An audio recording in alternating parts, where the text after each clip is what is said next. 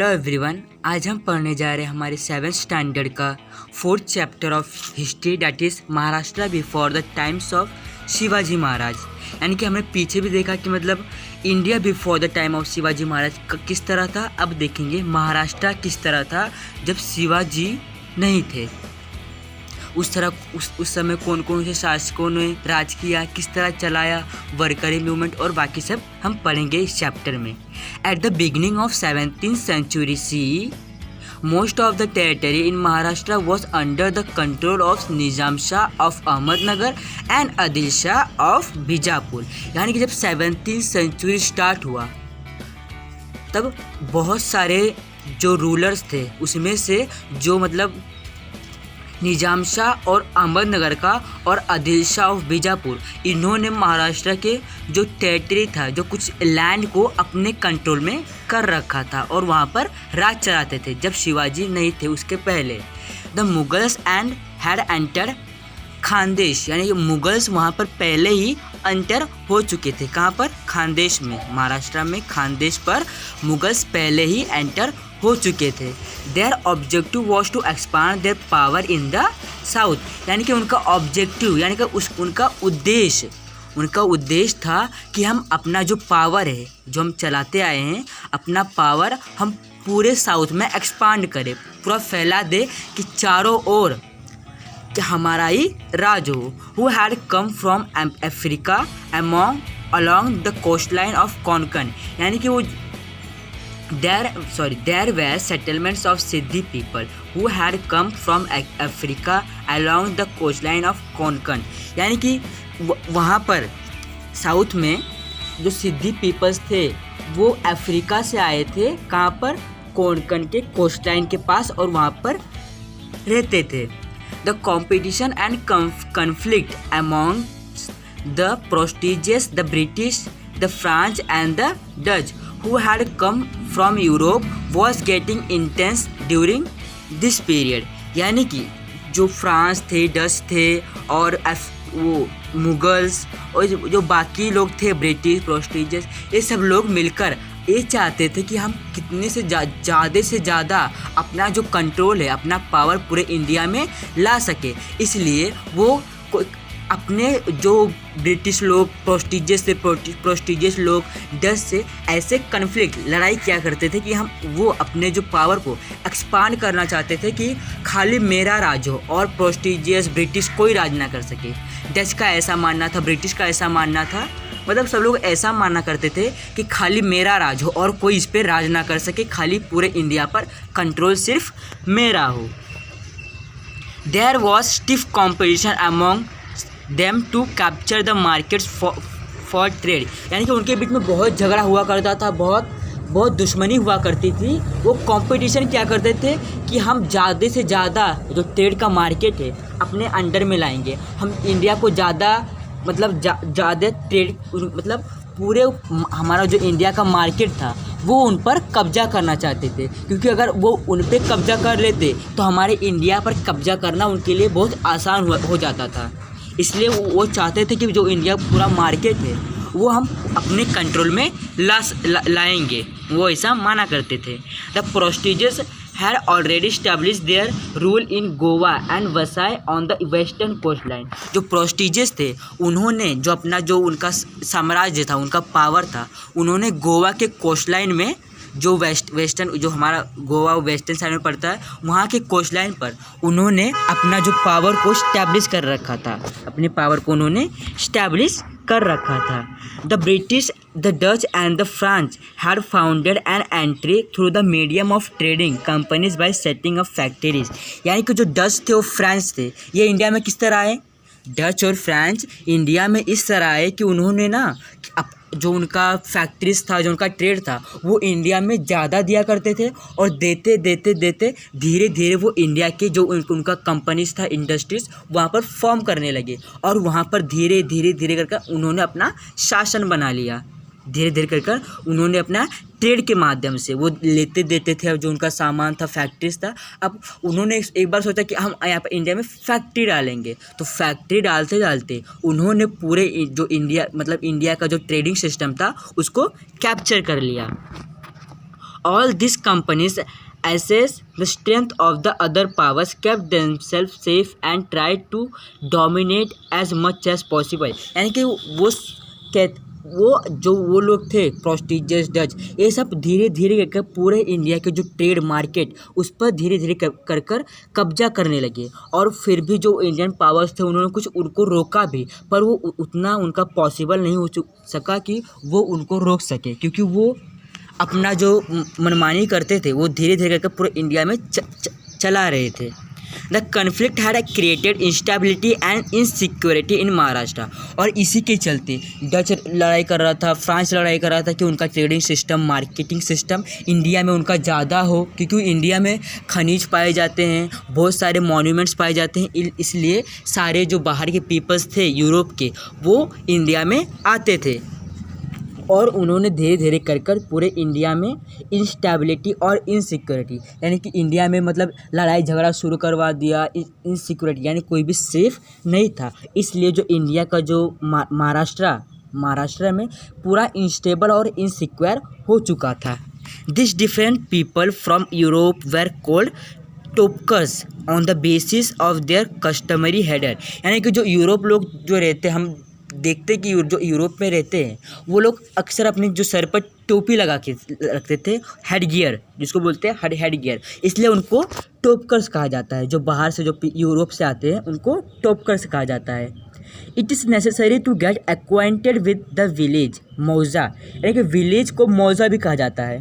पहले के ज़माने में विलेज, जब शिवाजी नहीं थे तब विलेजेस को मौजा भी कहा जाता था। कस्बा and Pargana to understand the nature of settlements in that period, as also of the offices that formed a link between the rulers and their subjects and the also markets and craftsmen। यानी कि जो Dutch थे, France थे, इन्होंने मतलब धीरे धीरे कर कर हमारे इंडिया के जो महाराजा लोग थे जो इंडिया पर अपना शासन चलाया करते थे, उनकी मदद से ही अपना जो उनका मतलब अभी इंडिया में कोई ना कोई तो उनको मदद कर रहा था। निजाम शाह, आदिल शाह, जो ये लोग थे वो डच को, फ्रांस को, सबको मदद करते थे कि तुम लोग आकर हमारे इंडिया पे राज करो, क्योंकि इनका इंडिया से बहुत ही गहरा दुश्मनी था, इसलिए ये दूसरे कंट्रीज़ को बुलाकर इंडिया पे राज करवाया करते थे। और इसी के चलते जब डच, फ्रांस, पोर्टुगीज तब इंडिया में आए तो उन्होंने पूरे इंडिया का मतलब ट्रेडिंग सिस्टम सीखा कि इसको हम कितने में ले रहे तो इसको हम कितने में पब्लिक को देंगे। ये मतलब अगर हम कोई धंधा शुरू कर रहे हैं तो उसके लिए हमें पूरा मार्केट का हाल जानना बहुत ज़रूरी है कि मार्केट में कौन सा टीवी किस तरह बिकता है। अगर टीवी का धंधा कर रहे, फ्रिज का धंधा कर रहे तो किसका रेट कितना है और उसको कितने में हमें बेचना चाहिए, ये सब जानना बहुत ज़रूरी है। और उसी तरह प्रोस्टिजियस जो ये सब थे, एक कस्बा में, परगाना में, ये इन जगहों पर ये अपना जो मार्केट सिस्टम था ये डाला करते थे। Pargana was made up of many villages. जो परगाना है वो एक विलेजेस से नहीं बल्कि 200, 300, 100 ऐसे विलेजेस को मिलकर एक परगाना तैयार होता है। Generally the headquarters of pargana was called kasba. और जो हेडक्वार्टर्स रहता है, जहाँ पर जो परगाना का जो परगाना है उसके जो मंत्री लोग हैं वो कहाँ पर बैठते हैं हेडक्वार्टर्स में, उसको बोलते हैं कस्बा। क्या बोलते हैं? कस्बा। अ विलेज स्मॉलर देन अ कस्बा वॉज कॉल्ड मौजा। और जो कस्बा से भी छोटा विलेज रहता है, कस्बा जो रहता है उससे भी छोटे विलेज को कहते हैं मौजा। क्या कहते हैं? मौजा, क्योंकि बहुत ही छोटा हो जाता है मौजा। Let us get acquainted in brief with village, kasba and pargana respectively. यानी कि अब आगे चलकर हम देखेंगे कि मौजा क्या होता है, कस्बा क्या होता है और परगाना क्या होता है, इसको हम डिटेल में समझेंगे। अभी देखते हैं विलेज। अब पहला आ गया हमारा क्या? विलेज। अब विलेज को क्या बोलते हैं हम लोग? अभी बताया मैंने आपको, विलेज को बोलते हैं मौजा। Most of people live in villages. मतलब भारत के जितना शहर नहीं उससे ज़्यादा गांव है, और ज़्यादा पीपल्स विलेजेस में ही रहते हैं। A village was also called मौजा। विलेज को क्या कहते हैं? मौजा। The chief of the village was the Patil. अब जो चीफ रहता है, मुखिया, जिसको मतलब चीफ, जैसे चीफ मिनिस्टर हो गया हमारे मुख्यमंत्री, और उसको बोलते हैं चीफ यानी मुखिया। अभी जो मौजा यानी कि जो विलेजेस के चीफ कौन रहते हैं? Patil. He used to try to bring maximum land under cultivation. अब उनकी कोशिश यही थी, जो पाटिल लोग थे, वो मुखिया लोग रहते हैं, अभी उनकी कोशिश ये रहती कि अपने गांव को प्रोग्रेस में लेके आएँ।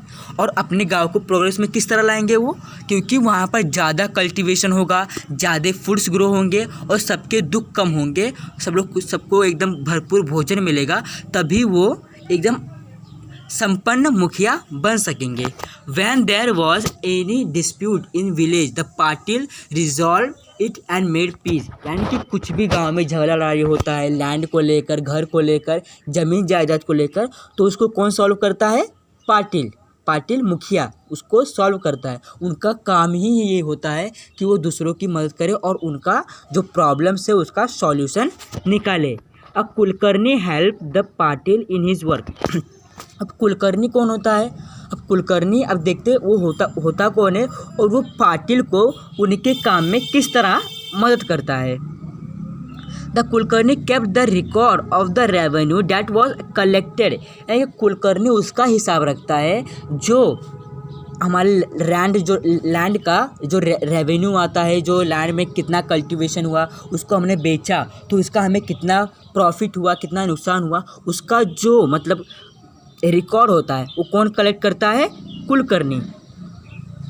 There were various artisans in the villages. यानी विलेज में बहुत सारे आर्टिसंस होते हैं। आर्टिसंस यानी जो मजदूर होते हैं, जो कल्टीवेट करते हैं, जो खेती को, वो बहुत सारे विलेजेस में होते हैं। He had hereditary rights regarding their occupation. यानी कि पहले के ज़माने में हम देखते हेरिडेटरी राइट्स, यानी जो मतलब हमारे पिताजी अगर समझ लो खेती किया करते थे तो हम भी खेती करेंगे, ऐसा ही हुआ करता था। पर आज के ज़माने में कैसा होता है कि हमारे पिताजी कैसे भी हम मतलब पिताजी हमारे खेती करते हैं तो हमारा भी मतलब ये नहीं बनता कि हम भी खेती करें। हम आगे चलकर अपने इंडिया के प्रोग्रेस के लिए अपना योगदान भी दे सकते हैं। पर पहले के ज़माने में अगर पिता खेती करता था तो बच्चा भी खेती करेगा, अगर बच्चा खेती करता है तो नाती भी खेती करेगा, ऐसा उनका मानना था। पर इस समय ऐसा कुछ भी नहीं है, क्योंकि हमें अपना राइट्स पता चल गया है।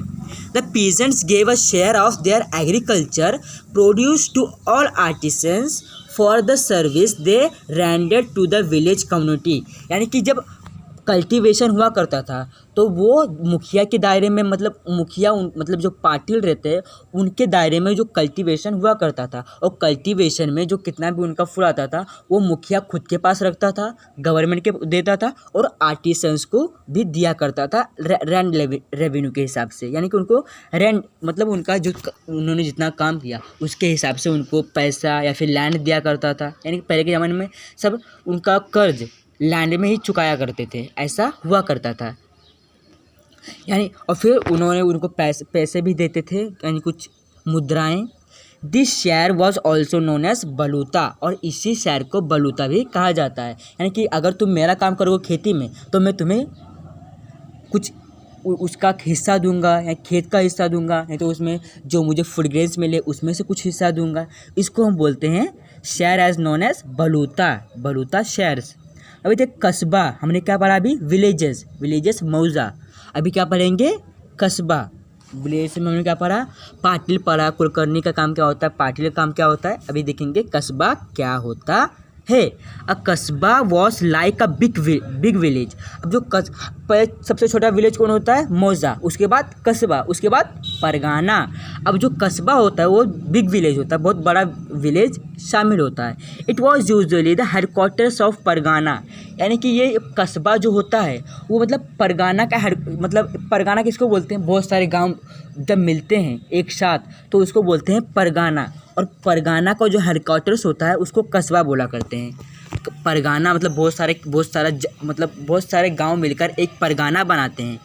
मतलब बहुत सारे स्टेट मिलकर एक डिस्ट्रिक्ट, मतलब बहुत सारे जो गांव मिलकर एक डिस्ट्रिक्ट बनाते हैं, बहुत सारे डिस्ट्रिक्ट मिलकर स्टेट बनाते हैं। उसी तरह बहुत सारे गांव मिलकर एक कस्बा बनाते हैं, और भी बहुत सारे गांव मिलकर एक क्या बनाते हैं? परगाना। क्या बनाते हैं? परगाना। तो जो कस्बा है वो परगाना का हेडक्वार्टर्स होता है।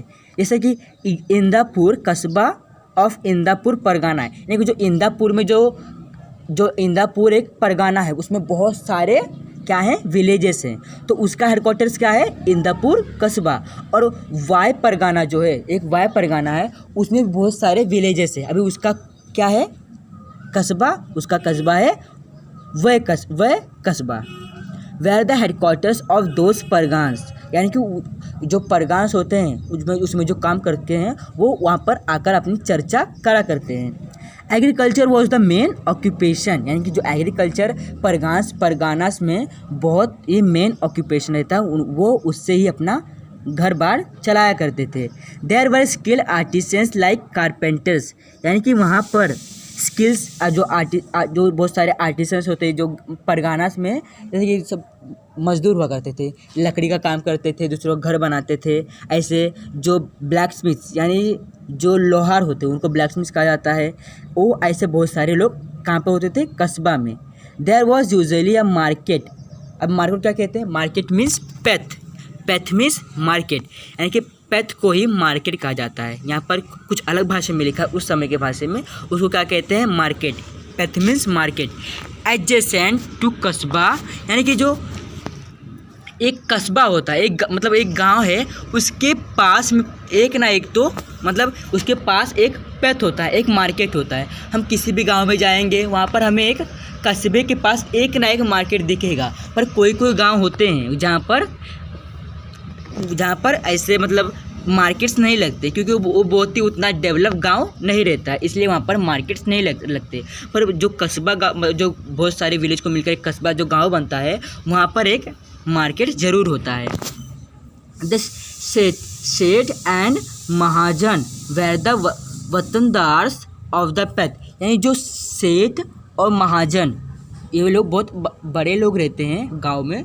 वो लोग क्या करते हैं, ये पैथ को, जो पैथ होता है, मार्केट होता है, उसको यही लोग चलाते हैं। यानी कि इनको गवर्नमेंट से ज़मीन मिलता है। अब इनको ये भी राइट्स मिलता है कि वो वहाँ पर अपना जो काम काज है वहाँ पर चलाएं। अब अगर कोई इंसान उस एरिया में ले जाकर अपना कुछ धंधा कर रहा है, कोई सब्जी लगा रहा है, कोई कुछ भी लगा रहा है, तो उनको जो वतनदार्स कौन है, सेठ और महाजन, इनसे अनुमति लेनी होगी कि हम यहाँ पर लगा सकते हैं कि नहीं लगा सकते। और अगर उन्होंने अनुमति दी कि लगा सकते हो और तुम्हें इतना हमें पैसा देना होगा, इतना रेवेन्यू देना होगा, तभी हम तुमको यहाँ पर लगाने की अनुमति देंगे, तभी वो जाकर वहाँ पर लगाते हैं। Every village did not necessarily have a path, यानी कि सब विलेज में एक मार्केट होना ज़रूरी भी नहीं है। The setting up of a path was the job of सेठ and the महाजन्स, यानी जो मार्केट को एकदम अच्छे से चलाना, उसमें कोई लड़ाई झगड़ा ना हो, सबका जो सामान है वो अच्छे से रखा रहे, सब लोग अपना जो मार्केट मतलब सब लोग अपना अपना धंधा अच्छे से करें, उसमें कुछ भी लड़ाई झगड़ा ना हो, उसको सेट करने का काम रहता है महाजन का और सेठ का। For that they receive some land from the government and some rights from the villagers, यानी कि उनको उसके लिए जो सरकार से ज़मीनें मिलती हैं और जो हमारे जो विलेजर्स रहते हैं उनको वो उन्हें अनुमति देती हैं, उनको राइट्स देते हैं कि तुम ऐसा ऐसा कर सकते हो, हमें कोई तकलीफ़ उससे नहीं होने वाली है। The mahajans maintain the account of the peth, यानी कि सेठ नहीं, उसको सेठ इसमें नहीं आता, महाजन जो रहता है वो जो मार्केट का जो अकाउंट है उसको संभालता है, उसमें सेठ नहीं करता कुछ, यानी कि सबसे महत्वपूर्ण रहता है महाजन। डू यू नो, क्या तुम्हें पता है, एज पर ऑर्डर ऑफ वीर माता जीजाबाई अ पैथ वॉज इस्टेब्लिश इन पासन नियर पुणे, यानी कि वीर माता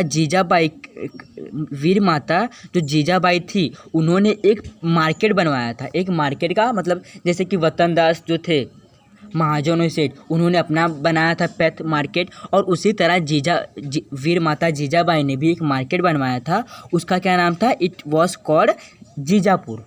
उस मार्केट का क्या नाम था, जीजापुर। उसी तरह Malpura, Khelpura, Paraspura, Vithpura in Aurangabad are also new peth establish in the name of, यानी कि जो मालपुरा, खेलपुरा, ये सब भी एक मार्केट है। ये क्या है, एक मार्केट है। जिस तरह जीजापुरा वीर माता जीजाबाई ने बनाया था, उसी तरह मालपुरा किन्होंने बनाया था, मालो जी ने, खेलपुरा किन्होंने बनाया था, खेलू जी ने। परसपुरा किन्होंने बनाया था, परसो जी ने।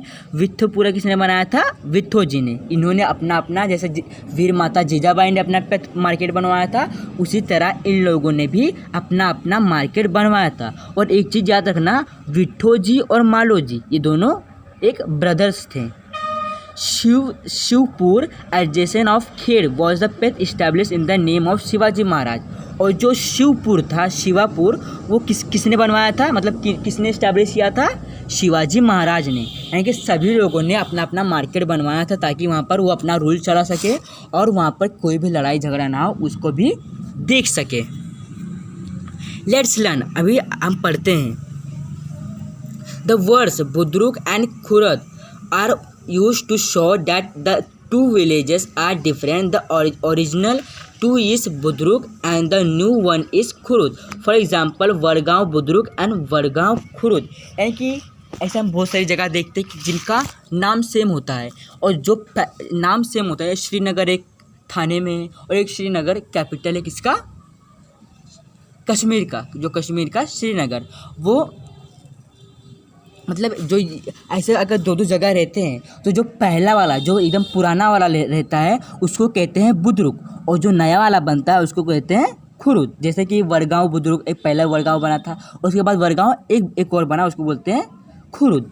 अब देखते हैं परगाना क्या होता है। हमने क्या पढ़ा, हमने पढ़ा मौजा क्या होता है, हाँ, उसमें कौन कौन रहते थे, मौजा में पाटिल और कुलकर्णी, और कस्बा में कौन कौन होते हैं, महाजन और सेठ। अब देखते हैं परगाना में कौन कौन होते हैं। आपको ये अच्छे समझ में आ रहा होगा, आप ये वीडियो देखते रहिए। Many villages together made up pargana, यानी कि जब बहुत सारे विलेजेस, कस्बा जो रहते हैं, वो बहुत सारे जब मिलते हैं, हाँ, तो क्या बनता है, परगाना। But the number of villages was not the same in all parganas, यानी कि बहुत सारे परगानास होते हैं, हाँ, बहुत सारे परगानास होते हैं, चाकन परगाना और भी मतलब शिरवल परगाना, और भी बहुत सारे परगानास होते हैं, जिसमें ऐसा ज़रूरी नहीं है कि 200 ही परगानास रहे, उससे ज़्यादा ना हो, उससे कम ना हो। ऐसा भी हो सकता है 200 से ज़्यादा भी बहुत सारे कस्बे मिलाकर परगाना बना सकते हैं, 200 से कम भी बहुत सारे कस्बे मिलाकर परगाना बना सकते हैं, उसमें कोई फिक्स रेट नहीं होता। For example, the Pune pargana was a big pargana. जो पुणे परगाना है वो बहुत ही बड़ा परगाना है, और उसमें कितने विलेजेस हैं, 290 विलेजेस उसमें कंसिस्टेड हैं। There were 64 villages in the Chakan pargana, और एक चाकन परगाना है उसमें 64 ही विलेजेस हैं। इतना भी हम कर सकते हैं as are wish. The Shirwal pargana was a small, यानी कि जो शिरवल परगाना है वो बहुत ही छोटा माना जाता है, उसमें कितने विलेजेस हैं, 40 villages. The Deshmukh and Deshpande were the watandars officer of pargana, यानी कि जो उसमें परगाना में जो सब संभालते हैं वो कौन होते हैं, देशमुख और Deshpande, Deshmukh and Deshpande. Were the watandars होते हैं उसमें। अभी परगाना में कौन होते हैं, वतनदास, देशमुख और देशपांडे। ऑफ द देशमुख और the chief Patil in the parganas, यानी कि जो देशमुख होता है वो चीफ होता है, किसका चीफ होता है, परगाना का चीफ होता है। The Deshmukh did at parganas level, यानी कि जो देशमुख होता है वो परगाना के अच्छाई के लिए, मतलब अच्छे के लिए वो अपना काम करते रहता है।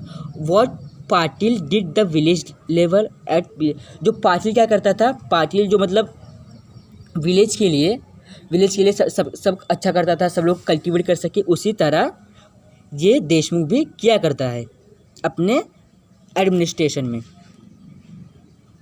The Deshpande was the chief of all Kulkarni in pargana, यानी कि हमने विलेजेस में मुर्जा क्या बोलते थे उसको, मौजा में किस तरह रहता, मतलब पाटिल अपना पूरा लैंड कल्टीवेशन देखता था, उसी तरह देशमुख पूरा अपने एडमिनिस्ट्रेशन देखेगा, और कुलकर्णी क्या ही देखता था, रिकॉर्ड देखता था। उसी तरह देशपांडे भी रिकॉर्ड्स देखेगा कि विलेजेस में कितना कितना लेवल तक हमारा डेवलप हुआ है। This watandars officer were the link between the people of government, यानी कि वतनदास जो रहते हैं वो पूरा मेंटेनिंग का काम करते हैं, किसमें, परगानास में, गवर्नमेंट के दायरे में रहकर। In case of enemy invasion और draft, the watandars represented the grievances of the people or to the government. Sometimes these officers misuse their power. They collect more money from people than was due or did not remit the money so collected to the government in time. On such occasion the people suffered harassment. यानी कि कभी कभी बाहरी से इन्वेशन होता है, यानी बाहरी से कोई अटैक करने आता है एनिमी हमारे जो महाराष्ट्र पर, और कभी कभी सूखा पड़ जाता है, ड्राफ्ट पड़ जाता है, कुछ दुर्घटना हो जाती है, तो उसमें वतनदार क्या करते हैं कि उसमें वो अपना फ़ायदा निकालते हैं। पहले जब ऐसा हुआ करता था, सब पहले शिवाजी महाराज के पहले ऐसा ही हुआ करता था कि उसमें सब लोग अपना फ़ायदा निकालते थे कि हम अगर इनको नहीं देंगे, जो गवर्नमेंट से कुछ पैसा आता है, अगर उनको मतलब इन्वेशन हुआ तो उनको कुछ जो उन्होंने इन्वेशन किया था मतलब उनसे कुछ उनको हार्म हुआ, उन्होंने कुछ तीर चलाया, बारूद चलाया, तो विलेजर्स को, परगानास को अगर कुछ हार्म हुआ तो गवर्नमेंट के पास से पैसा आता है वतनदार के पास, और वतनदार का फ़र्ज बनता है कि वो विलेजर्स को दे, पर वो ऐसा नहीं करते। वो जो गवर्नमेंट से पैसा आता है वो खुद के पास रख लेते हैं और उस अपने पावर्स का मिसयूज़ करते हैं, और उसी के चलते वो जो पैसा आता है वो खुद के पास रखते हैं और उन्हें नहीं देते। जो उनके लिए पैसा आता है अपना इलाज कराने के लिए, तो वो ऐसा उनको नहीं देते। इसलिए जो उस समय जो पीपल्स होते हैं उनको बहुत ही हरासमेंट का सफ़र करना पड़ता है। द पीपल सफ़र हरासमेंट, यानी कि उनको तकलीफ़ दिया जाता है, उनको उनका मर्जी का काम नहीं करने देने को मिलता है। ये बहुत ही बुरी बात है। डू यू नो, क्या तुम्हें पता है वतन इज़ एन अरेबिक वर्ड। वतन एक अरबी वर्ड है। वतन जो है एक अरेबिक वर्ड है।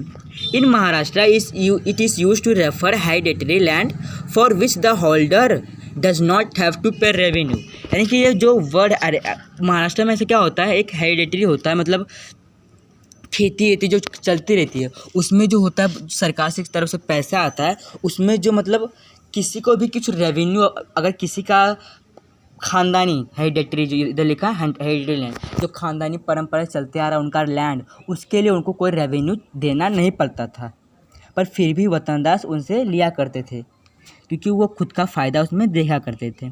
The calamity of the famine, यानी कि फेमाइन सूखा पड़ जाता है। फेमाइन यानी सूखा पड़ना। हम देखते हैं उस समय क्या करते थे, उस समय के जो वहाँ पर शासन क्या करते थे, जो शासक लोग थे वो अगर कुछ सूखा पड़ता था, कुछ भूकंप आता था, तो उस समय वो लोग अपने जो एडमिनिस्ट्रेशन को कुछ तरह संभालते थे। Agriculture was dependent on rain water. जाहिर सी बात है, अगर पानी बरसेगा तभी हमारा जो एग्रीकल्चर एकदम अच्छे से होगा, वरना वो लोग पानी लाएंगे भी कहाँ से। If it did not rain the crops would fail, यानी कि जब बारिश नहीं होगी तो क्रॉप्स सूख जाएंगे, उनको पानी नहीं मिलेगा, सूख जाएंगे, उन लोग ख़राब हो जाएगा, पानी जो वो उन्होंने क्रॉप्स ग्रो किया उसमें उनका घाटा जाता है। The prices of food grains rose, यानी जो उनका जो उसमें कुछ भर्ती लगाते हैं कि हमारा उनका बीज डालते हैं, उस जो इतना मेहनत करते हैं वो सारा उस फूड ग्रेन्स के साथ डूब जाता है उनका।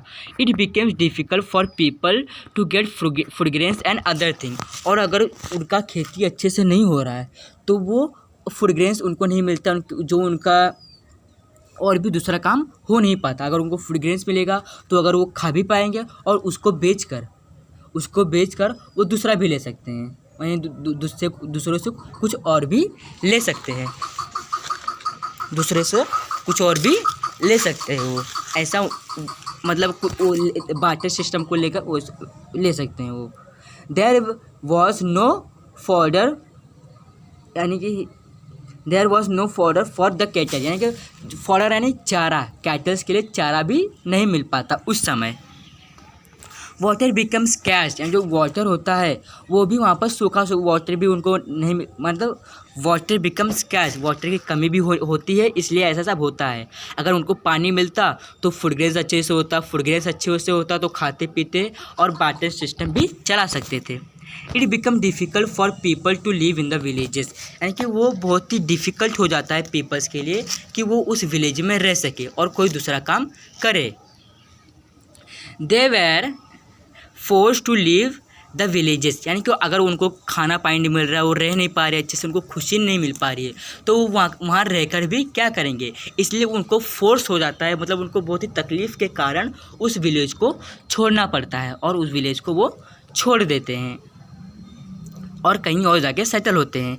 अब famine was a great calamity for the people. जो फेमाइन है वो बहुत ही मतलब बहुत ही उस तरह क्लैमिटी है जो पीपल्स को उनका अच्छे से कुछ भी होने नहीं देता, वो उनका पूरा तहस नहस कर देता है।